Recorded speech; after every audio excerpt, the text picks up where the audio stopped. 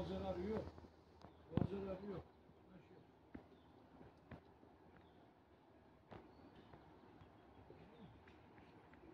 O diğer diktir. Az da edildi.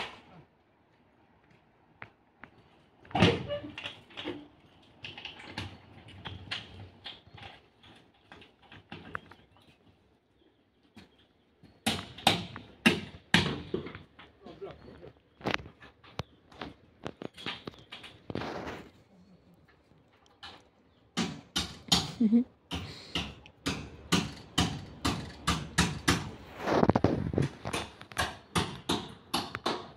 Ben kaçtım. Hadi görüşelim misin?